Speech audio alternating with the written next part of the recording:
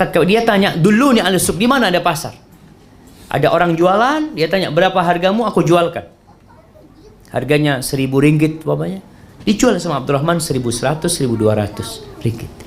Dia bekerja tanpa modal. Allah kasih keluasan. Dan terbukti umat Islam setelah hijrah ke Madinah,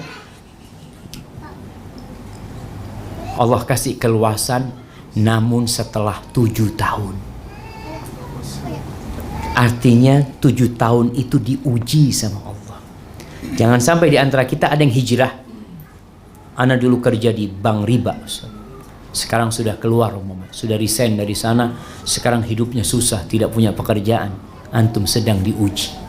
Dan ada yang keluar dari usaha yang haram, kemudian dia usaha sukses, antum juga sedang diuji. Allah mengatakan, ahasiban nasu ayyutraku ayyaqulu amanna wahum la yuftanun. Apakah manusia mengira dengan mereka mengatakan kami beriman, lalu mereka tidak difitnah, tidak diuji? Kata Allah, walaqad fatanna alladhina min qablihim fala ya'lamanna Allahu alladhina sadaqu wa la ya'lamanna al-kadhib. Kata Allah, kami sudah menguji, kami sudah menfitnah. Fitnah itu jemaah biasa digunakan untuk emas. Emas itu difitnah di dalam api agar terpisah mana yang murni dan mana yang tembaga. Dengan fitnah itu kelihatan mana yang hijrahnya benar, mana yang hijrahnya pura-pura berhijrah. Maka ingat, dan berkaitan dengan hijrah jalan Allah ini, safar, merantau, meninggalkan kampung halaman, itu juga termasuk pintu rizki. Al-Imam Syafi'i mengatakan, safir fafil asfari khamsu fawaid. Kalian melakukan perjalanan lah, sungguhnya perjalanan itu ada 5 faedah. Sebutkan 5 faedahnya. Merantau. Merantau sama bahasa Melayunya. Merantau. Baik. Anda kasih hadiah. Apa manfaatnya merantau? Fadhal. Nah, mana mic-nya? Kasih mic-nya Ustaz. Kirim ke belakang.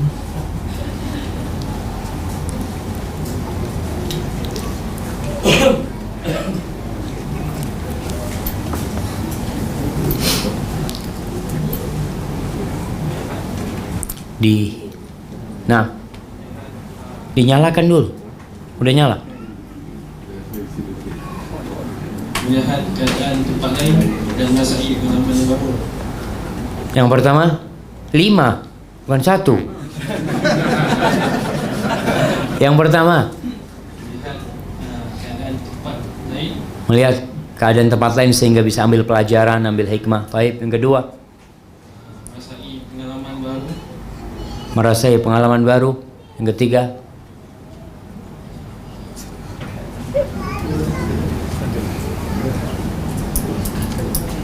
apalagi yang ketiga? Merasai kesusahan. Merasai kesusahan di tempat lain. Iyalah, sama dengan yang kedua. Barakallahu fikum. Nah, 5 faedah yang disebutkan adalah tafarruju hammin. Kesedihan itu hilang, kegundahan itu hilang. Kita kalau di rumah jenuh ya, banyak beban, cobalah berangkat ke Pinang, ke Pineng, ke Johor, kemana. Kemudian waktu sabu ma'isyatin, rizki. Ada orang yang berangkat ke Johor, dia lihat, oh ternyata di Johor ini ada barang yang murah yang bisa dijual di Kuala Lumpur. Oh, anak mau bawa ini. Orang dapat rezeki gara-gara jalan-jalan.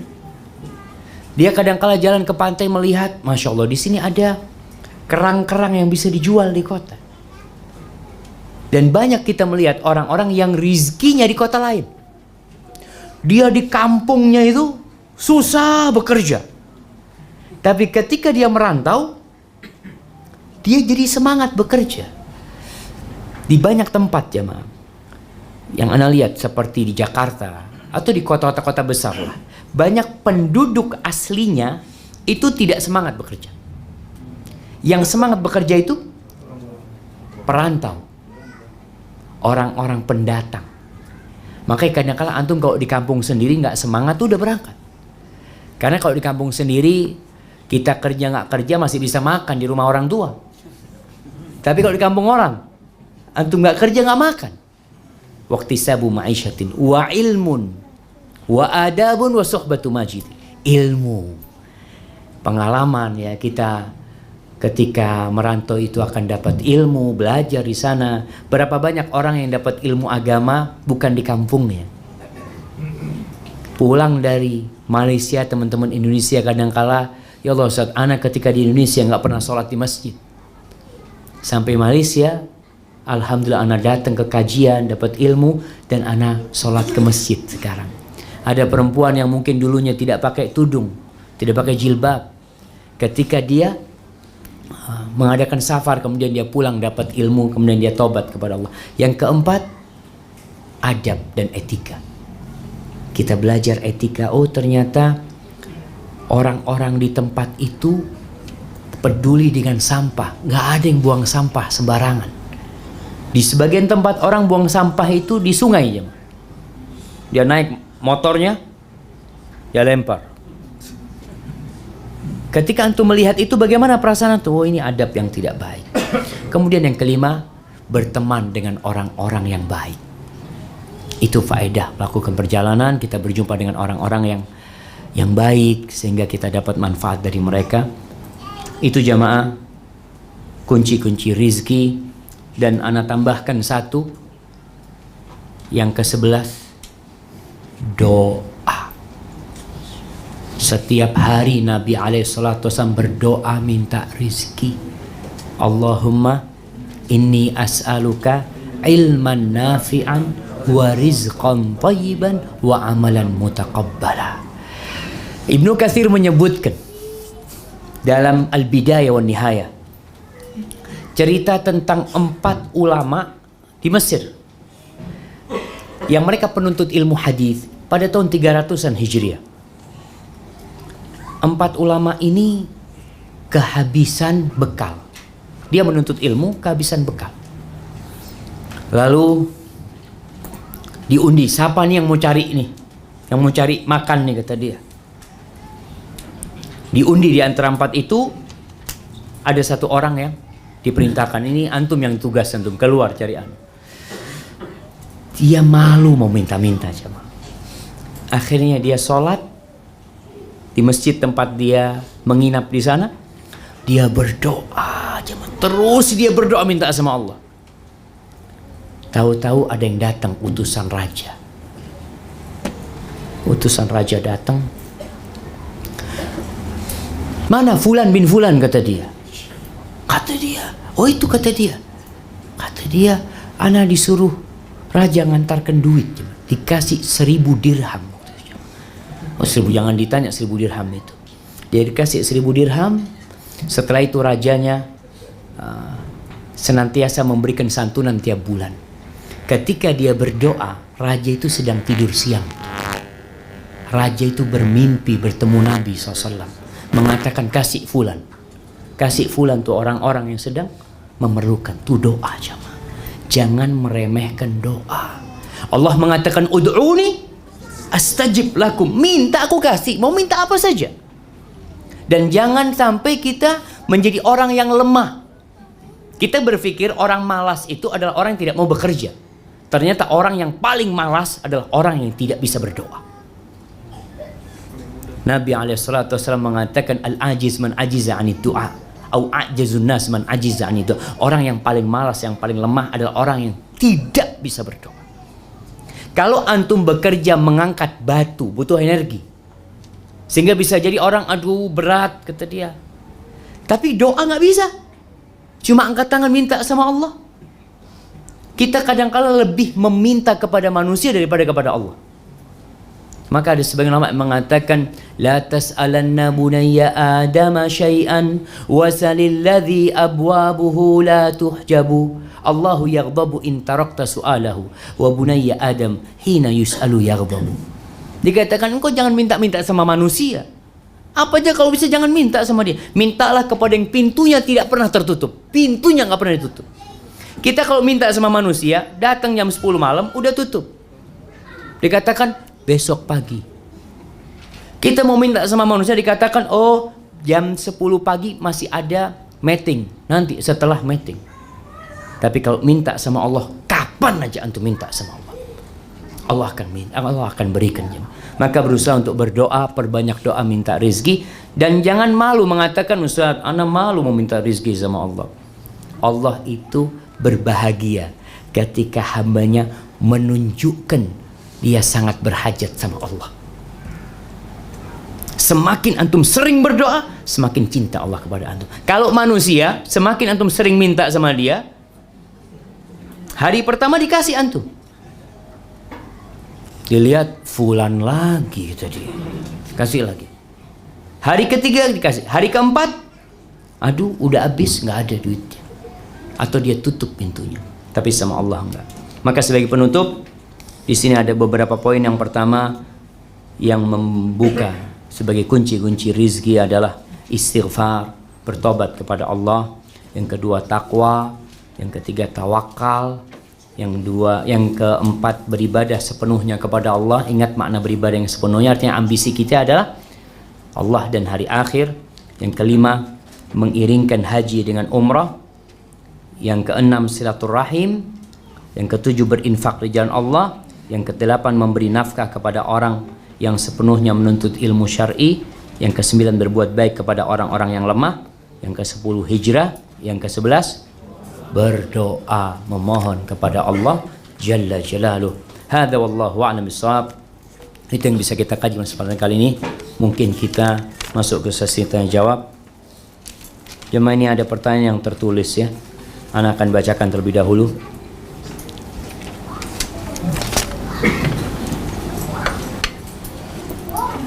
Masya Allah. Kenapa Abu Tolha kok dikasih sendok ustadznya?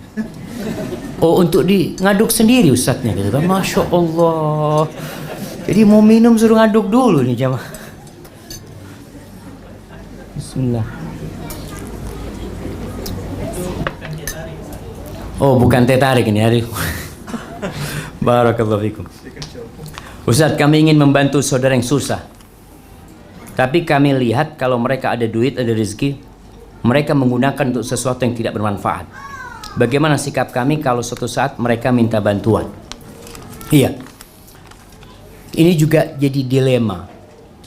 Artinya ada orang-orang dari kerabat kita yang kalau kita bantu, duit yang kita berikan nggak bermanfaat buat mereka.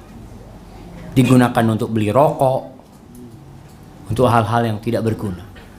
Maka tugas kita tatkala melihat mereka melakukan itu, tetap kita membantu tapi tidak memberikan duit. Umpamanya kita belikan beras, kita tanya, antum perlu apa? Untuk biaya sekolah, siap anak transfer ke rekening sekolah. Tidak duitnya yang diberikan kepada dia. Antum butuh apa? Anak butuh seragam buat anak-anaknya umpamanya. Ya sudah, belikan seragam. Kalaupun memberikan uang sekedarnya, umpamanya sekedar ya dia mungkin perlu untuk biaya naik tren atau naik apa, dia kasih. Dan ini ada orang jamaah yang mau diberangkatkan umroh nggak mau. Umpamanya ada paman mau berangkat ke ponakannya, oh sudah nggak usah paman, ana minta duitnya saja. Iya seperti itu. Jangan dikasih. Kalau memang tidak dimanfaatkan buat yang enggak. Ana kasih hadiah umroh buat dirimu supaya engkau dapat rezeki nanti di sana. Berdoa di sana. Kalau dikasih duit, duitnya habis. Maka kita juga perlu memperhatikan kondisi mereka. Barakallahu fikum. Gaji bulanan tidak cukup. Apakah masa lapang yang ada, yaitu contoh di waktu malam atau minggu, diisi dengan mencari kerja part time sebagai bentuk mencari nafkah atau menuntut ilmu agama? Jemaah, tadi kita sampaikan ada banyak pintu rizki. Salah satunya adalah istighfar. Kalau kita katakan, ketika antum mau nambah kerja, tadi disebutkan part time ini, iya betul part time ini jemaah. Bacanya gimana? Part-time. Part-time ini bahasa Indonesianya kita lembur ya. Iya, kerja tambahan gitu ya. Diambil kerja tambahan. Jangan antum berpikir kalau antum bekerja part-time ini rezeki antum bertambah. Bisa jadi duitnya bertambah, tapi keperluannya bertambah. Itu mungkin terjadi. Ana punya saudara di Jeddah sana. Dia cerita, dia jualan. Dia jualan kue 2 macam. Selalu habis di pasar.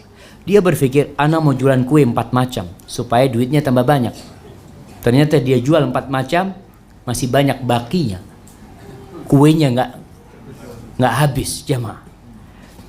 Maka ketika antum part time silahkan, tapi tetap istighfar, tetap bertakwa kepada Allah, tetap bertawakal.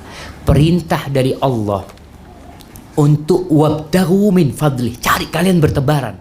Mungkin di situ ada usaha yang bisa menambah rezeki, kerja. Tapi yang ke-10 hal tadi tetap diingat sama kita. Doa. Terus apa lagi jamaah? Dia istighfar, bertawakal, salat duha. Iya. Ini mungkin perlu ditambahkan. Yang ke-12 salat duha. Salat duha ini termasuk membuka pintu rizki. Hadis yang diriwayatkan Imam Ahmad atau Tirmizi. Rasul SAW bersabda, Allah berfirman, Ya ibna Adam, irka'li raq'ataini fi awalin nahar. Wahai anak Adam, rukulah buat aku 2 rakaat di awal hari. 2 di awal hari ini sebagian ulama menerjemahkan salat subuh, sebagian mengatakan salat duha. Akfika akhirahu, sampai akhirnya aku cukupin. Jadi selain sebab yang tadi usaha, buka usaha baru, buka cabang baru, yang lain tetap diusahakan. Jadi kalau bicara menuntut ilmu, berusaha untuk menuntut ilmu. Nanti Allah cukupi jemaah. Hadza wallahu a'lam bissawab.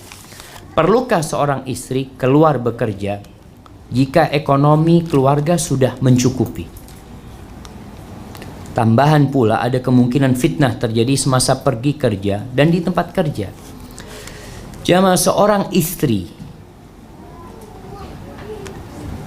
yang bertakwa kepada Allah, ambisi dia adalah hari akhir, bukan dunianya. Barakallahu fikum.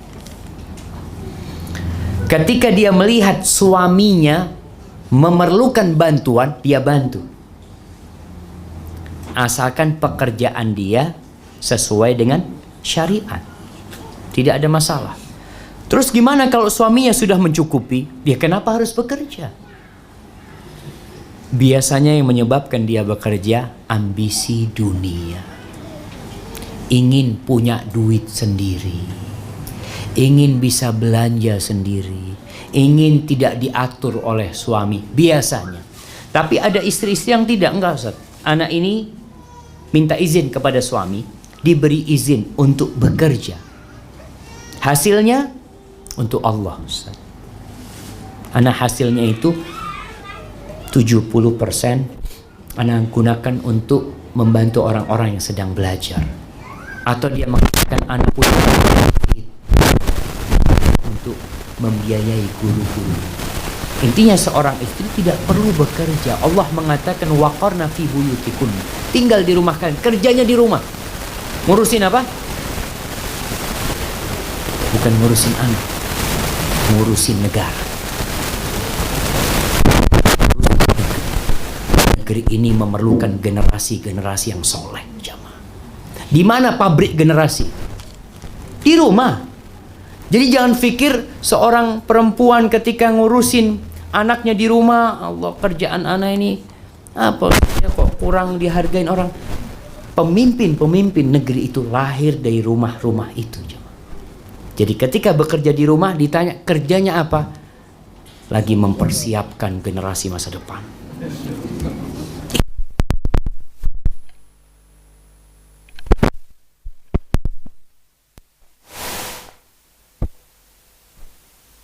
Biar suaminya yang kerja. Dan ingat, tugas memberikan nafkah itu 100% tugas siapa? Suami. Istri ini ratu jemaah. Ya, ratu. permaisuri. Tugas suami itu terima kasih. Terima duit, kasih istri. Jadi terima kasih terus dia. Itu tugasnya seorang suami. Jadi seorang wanita seharusnya di rumah itu alhamdulillah suaminya pulang, jazakallah khair, masya Allah dia kasih. Dan jangan merasa istri saat anak kalau minta terus sama suami jadi nggak enak. Itu kewajiban suami. Jangan dipikir suami ketika memberi istri dia telah berbuat baik. Kamu terima kasih sama aku. Bukan, abang yang terima kasih sama aku. Aku yang ngurusin anak-anak semuanya. Jadi makanya ana rasa perempuan tetap di rumah. Kalau ada kerjaan yang bisa dilakukan di rumah tanpa menelantarkan kewajiban dia sebagai seorang istri, tanpa merusak muruah dia sebagai seorang muslimah, fadhal dikerjakan. Barakallahu fikum.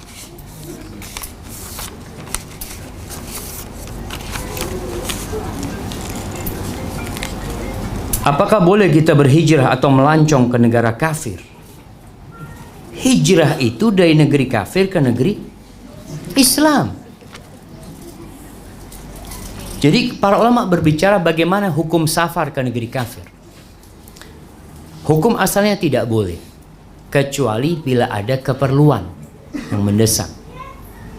Contoh, ke negeri kafir memang ada perdagangan yang harus dilaksanakan di sana. Atau ke negeri kafir dalam rangka menuntut ilmu yang tidak ada di negeri dia. Mau tidak mau ilmu ini harus dibawa ke negeri dia. Tapi para ulama menyebutkan berangkatnya dia ke negeri kafir itu dengan syarat. Salah satu syaratnya dia harus memiliki keimanan yang kuat. Jangan sampai pulang dari negeri kafir bawa ilmu yang diinginkan oleh negaranya, oleh negerinya, tapi imannya ditinggal di sana. Dia pulang imannya sudah nggak ada. Kita saja jemaah di negeri Islam kadang-kala dengar suara adzan tidak tergerak ke masjid. Bagaimana di negeri yang sepanjang hari tidak mendengar suara adzan? Maka perlu diperhatikan kenapa harus berangkat ke negeri kafir. Ada saudara-saudara kita yang alhamdulillah anda lihat di Belanda banyak umat Islam, di London, kemudian di Perancis banyak umat Islam. Mereka hidup dalam risk yang tinggi sekali. Mungkin bapaknya bisa menjaga Islam, tapi belum tentu anak. Ada anak-anaknya yang na'udzubillah menjadi murtad. Bahkan Anda punya teman dari Jamaika, dia cerita dia datang ke temannya yang ada di Amerika. Dia punya anak perempuan yang sudah remaja. Dilihat, anakmu yang perempuan mana? Sudah tidak ada. Maaf, mungkin sudah jadi pelacur. Sudah jadi anak-anak nakal. Karena di negeri sana ketika anak itu umur 17 tahun atau 18 tahun, itu orang tuanya tidak bisa mengatur anaknya lagi. Si anak bisa melaporkan bapaknya kepada polis. Bapakku seperti ini. Na'udzubillah ya. Maka bagi yang tinggal di sana, dia punya resiko yang tinggi. Jadi lihat kalau ngana di sana alhamdulillah bisa jaga diri, bahkan bisa berdakwah, ya mudah-mudahan ada manfaatnya. Adakah kita perlu tinggalkan negara kita yang aman untuk pergi hijrah tempat lain yang kita rasa suka untuk menuntut ilmu di sana?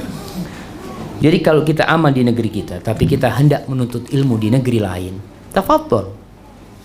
Jadi tidak disebut hijrah sejatinya, tapi dia sedang merantau menuntut ilmu, kemudian dia balik lagi ke negeri. Taib, ini pertanyaan terakhir, anda rasa atau ada yang lainnya? Apakah berkira-kira atau menghitung-hitung perbelanjaan makanan bagi memastikan gaji bulanan mencukupi dianggap sebagai kedekut? Apa kedekut? Ini bahasa Melayu, kedekut, Masya Allah. Bahasa Nusantara. Dilarang agama. Perlu dilihat Ada orang jamaah pelit tapi tidak ngomong pelit. Enggak Ustaz, ini untuk berhemat bahasanya.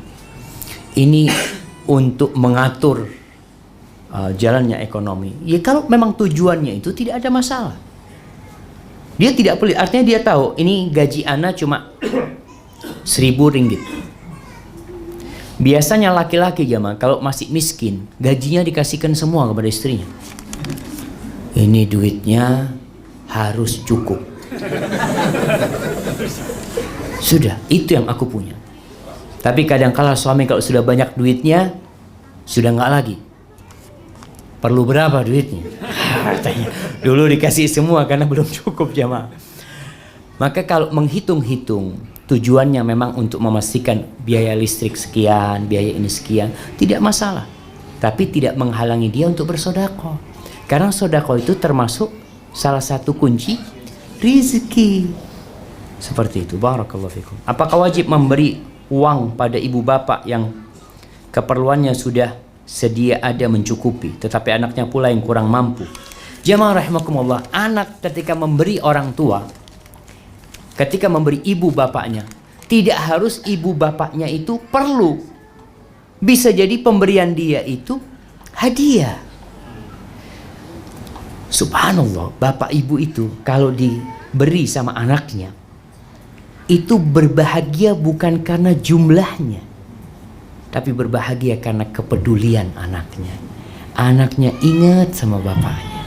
Mungkin yang diberikan anaknya, bapak ibunya bisa beli 10. Tapi ketika anaknya yang memberi, itu akan berada dalam hati bapak ibunya, nggak dilupakan. Jadi sang anak, tolong anak ini, ketika datang ke rumah bapak ibunya, mungkin beli apalah sesuatu ke orang tuanya. Hanya untuk memberikan hadiah supaya bapak ibunya berbahagia. Karena silaturahim termasuk kunci rizki. Jadi apa yang antum berikan kepada bapak ibu antum, itu akan diganti sama Allah. Maka tidak harus banyak. Tapi kalau seorang anak, Ustaz, ana masih perlu Ustaz. Ya kalau antum masih perlu, antum puasa Senin Kemis. Sisihkan duit buat orang tua. Jamaah, kita bisa lakukan itu demi mencari rezeki, tujuannya berbagi sama orang tua. Ini pertanyaan terakhir. Ustaz, saya anak laki-laki yang tua. Ibu saya sudah kehilangan suami. Kemana suaminya? Meninggal maksudnya. Anak pikir hilang suaminya, kemana? Dan saya punya adik-beradik yang lain. Soalan saya, antara keperluan berbakti dengan keluarga dan menikah, mana lebih afdol? Iya, ini pertanyaan sering ana ditanyakan. Ada seorang ibu yang takut bila anaknya menikah, nanti anaknya lupa sama ibunya. Sehingga banyak orang tua menunda pernikahan anaknya. Jangan dulu menikah, jangan dulu menikah. Kenapa? Karena banyak di masyarakat yang sudah menikah nggak berbakti lagi sama orang tuanya, nggak peduli lagi sama adik dan kakaknya. Dia hanya memikirkan diri sendiri, memikirkan bininya, memikirkan istrinya dan anak-anaknya. Oleh karena itu, ingat firman Allah di surah Al-Ahqaf ayat 15. Allah mengingatkan nih para anak nih. Allah mengatakan, hatta idza balagha ashuddahu wa balagha 40 sana, ketika anak ini sampai ke puncak masa mudanya, sampai umur 40 tahun, dia berdoa mengatakan, Rabbi auzi'ni an ashkura ni'mataka allati an'amta alayya wa ala walidayya wa an a'mala salihan tardah wa aslih li fi dhurriyyati inni tubtu ilaika wa inni minal muslimin.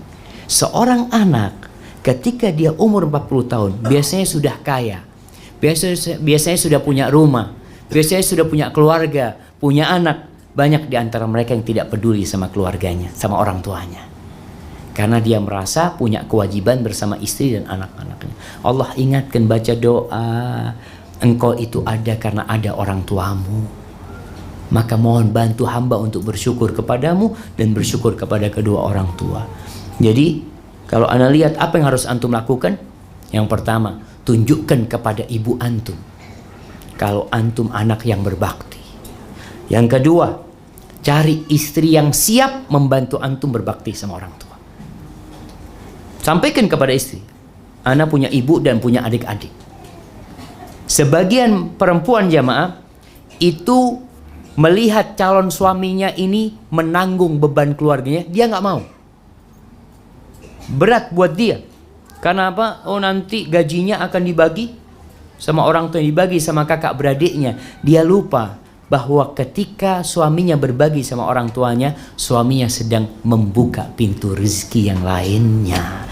Jadi semuanya pintu rezeki. Maka ketika antum mau menikah, cari istri yang soleha, yang siap untuk berbakti sama orang tua, ibu antum, dan mendampingi antum untuk menjaga anak-anaknya. Jabir bin Abdullah ketika bapaknya meninggal dunia, Jabir bin Abdullah menikah dengan janda. Dia menikah dengan janda. Ditanya sama Rasul SAW, "Halla bikron?" Jabir, kenapa nggak nikah sama gadis? Itu dia. Engkau bisa bercengkrama, senang-senang sama dia. Janda ini kan susah jemaah. Janda ini kadang-kala ingat sama suaminya yang dulu. Jadi sama suaminya yang sekarang, kalau suaminya melakukan tindakan yang tidak baik, dia ingat sama suaminya yang dulu, ingin kembali kepada suami yang dulu. Ditanya sama Nabi SAW, kenapa engkau tidak menikah dengan bikir, dengan gadis? Kata Jabir, ya Rasulullah, bapakku meninggal dunia, meninggalkan adik-adik, anak-anak yang banyak yang masih kecil-kecil. Kalau aku menikah sama gadis, ya gimana dia akan membantuku merawat adik-adikku? Maka ketika antum mau menikah pun, antum bisa menikah dengan janda. Cari janda yang banyak fulusnya. Sekalian untuk bantu adik-adik antum. Tapi janda yang soleha, banyak fulusnya, yang soleha, yang bisa membantu antum untuk keperluan antum. Dan ibu pun akan suka. Kalau janda kayak gini, ibu setuju lah. Tapi ingat, tetap yang menjadi ukuran pertama agama dan ketakwaan perempuan itu. Hadza wallahu a'lam bishawab. Kurang lebihnya ana mohon maaf. Insyaallah kita lanjutkan antar malam jamaah. Apabila yang ana sampaikan benar itu dari Allah Jalla Jalaluh, kalau ada yang salah dan kurang berkenan itu dari diri ana pribadi. Allah dan Rasul terbebaskan dari kesalahan itu. Subhanakallahumma wa bihamdika asyhadu an la ilaha illa anta astaghfiruka wa atubu ilaik. Assalamualaikum warahmatullahi wabarakatuh.